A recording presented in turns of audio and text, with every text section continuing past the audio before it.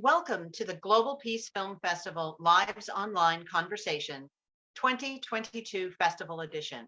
Please join me, Kelly Devine, the Artistic Director, and Nina Strike, the Executive Director, in conversation with Lucy Rinaldi, the filmmaker behind the film Racial Harmony, which we'll be discussing today. You can see that film as part of our upcoming festival events. Our in-person screenings begin September 19th and run through September 25th, followed immediately by our virtual screening program beginning September 26th and running through October the 2nd. All of the information about our events, in-person, virtual, film-oriented, or art exhibit can be found at peacefilmfest.org. And now, please welcome Lucy Rinaldi. Thank you. Thank you for your beautiful film and for speaking with us today. Thank you so much for having me. Looking forward to the conversation.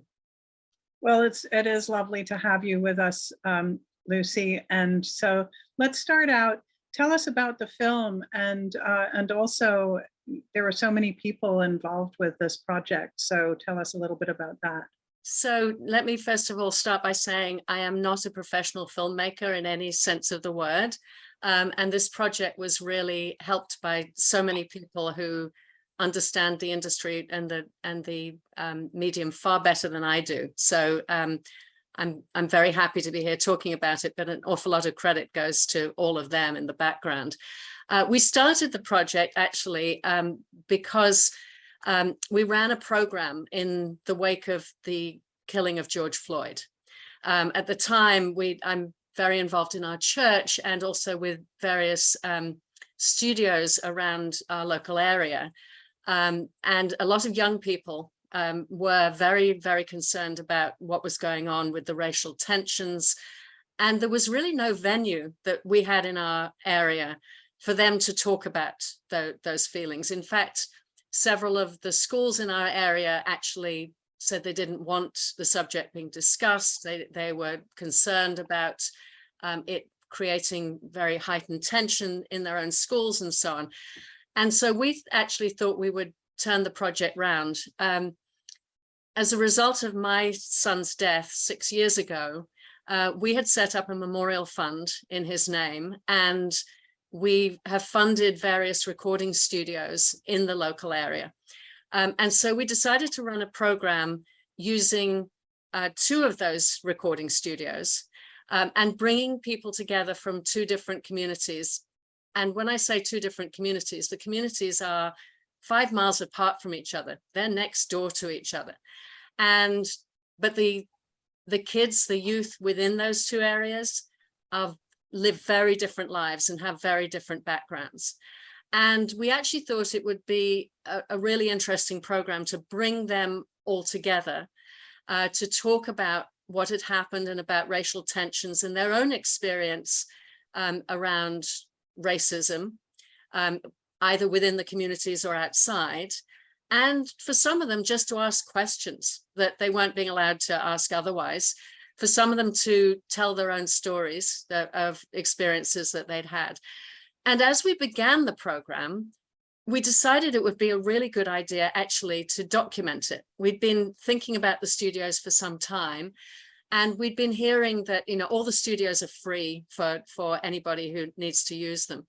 And each of the studios we're getting between 35 and 50 people, mostly teens and young adults coming through them every week. And we were getting anecdotal stories from them saying that this was helping a lot of people, but we couldn't figure out a way to measure for ourselves whether this was just something nice or whether it was actually doing any good. And so we thought, you know what, we'll hire a couple of videographers. So we hired a couple of lovely young ladies, pretty much straight out of film school. And we said, we'd like you to document the program. We'd like you to ask every participant, not everyone, a couple of them were too shy, but most of them, ask them questions when they begin, talk to them about what they're expecting to get from the project. And the idea behind the project was to exchange these thoughts and ideas, but at the end of it, each of them would be producing a piece of music. And at the very end, fast forward, we've ended up with 13 pieces of work. Some of them are, most of them are pieces of music, but we've got some which are videos, and a couple which is a graphic one which is a graphic design. But we wanted to watch the process, and we wanted them to be able to talk about what they were feeling as they were going through it, and what they were learning as they went through it. And so we started asking the questions and filming, and we thought we will look at the pieces at the end, and we'll then be able to understand whether we're actually doing something which is a little more than nice to have. And as we went along, and as I was sort of helping in the background with the videographers, everyone involved in the project started saying, you should let other people know about this, because some of the stories are very compelling, they're very powerful. And a lot of the kids from the two different communities were saying to their parents, you know, I had no idea. Both directions, by the way, were saying, I had no idea. And so we thought it would be good to turn it into a short documentary. And that's the genesis of the project. Well, and Lucy, as you mentioned, you're not a formal filmmaker, and this project from beginning to end was came about in terms of your reaction to external events, some of which were quite tragic, that you turned into something very positive, not just for yourself, but for your community. Can you talk a little bit about what surprised you, or what you learned along the way, as, for instance, deciding to make a film or participate in a film project? Well, so I will tell you, my first reaction was, I don't want to be on screen. I'm perfectly happy to speak in public and so on, but the concept of being involved myself felt very odd. And it took a lot of the other people in the project to say, look, if people are going to get the context, if people will understand why the studios are here in the first place, you need to tell your own story. And so I said, fine, but I'm going to need some help in terms of the film. I mean, what do I know? And I really do want to take my hat off to people who do this professionally, because as you go through it, you start realizing, you know, all the flaws and errors and everything else. And we were very lucky. We, you know, as we started talking about it, people came out, and we had a wonderful editor who basically said, the project inspires me. And so he spent hours and hours going through the footage and pulling them together, and hours with me talking to him and saying, but you haven't got this part of the story or whatever, and he'd go back and do it. That was enormously helpful. So we had advice along the way, and I actually felt to a large extent that I'm sure as a professional filmmaker, people will tell me we missed all sorts of tricks and we got things all very wrong, but it felt as though the story wanted to tell itself. It really did. And we had a couple of people who, as I say, didn't want to participate. We had probably 20 of us between, you know, myself and then the sort of 16 people, the participants in the program. And most of them wanted to tell the story and to tell how they were feeling about it. You know, the emotions were raw. So it sort of told itself. I mean, again, at the beginning, we never planned to make it particularly public, but as I started watching the footage and people said, you know, this is interesting to other people. And we put it together and then had a private screening with some of our supporters back in December. And the response was amazing. And so that's when I became convinced that maybe we should share it more widely. Well, it does showcase a beautiful model of sorts, which is definitely something that we are always looking for in our festival. We certainly want to find films that are compelling and you know, and tell interesting stories. But more importantly, we hope that when the lights come up and people are wondering, what can I do, that they take something away from whatever they've seen back into their own personal lives or back into their own communities. And so this film really spoke to that mission that we have. It seems very aligned with that. And, you know, and this has been a journey for you in finding a way to connect with your community and creating those models along the way with them. Can you talk a little bit about that experience? Very much so. So as I said, this started out with creating the studios in the community. And that we have done for the past 5-6 years. And that was very serendipitous, the way the whole thing came about. But as a consequence, I personally have stayed very involved with the studios. Again, I'm not a recording musician or a recording person at all, but I know enough about human nature to know that not everybody wants to play soccer or play basketball, and that there are a lot of creative people out there who don't always have the chance to showcase themselves. So that's how the basic genesis of the recording studio happened. As a result of this particular project, which again, as I say, was serving a need, but also trying to understand what we were doing and whether it was really, the studios were really serving the community. The thing we followed it up with is we've created a program called Living in Harmony. So we took it from racial harmony, which of course in 2020 and early 2021, where everybody was talking about and trying to understand. And as we thought about it, we said, you know, would we like to do this again? And a big part of the program was the weekly meetings, which on the first project we had to do by Zoom because we were in the middle of the pandemic. But the second time around, we could actually meet in person. And at that point, we said, rather than focusing entirely on racial issues, let's actually widen this and call it Living in Harmony and have young people come together from, again, this time we did it with 3 studios. And so we've got it from 3 different communities, local communities. And we got them together and starting to talk about just talking, you know, how are we different? How are we similar? We've from that, and they haven't been posted yet because we're about to have the event to celebrate it all, but they came up as 3 different songs from the 3 different studios.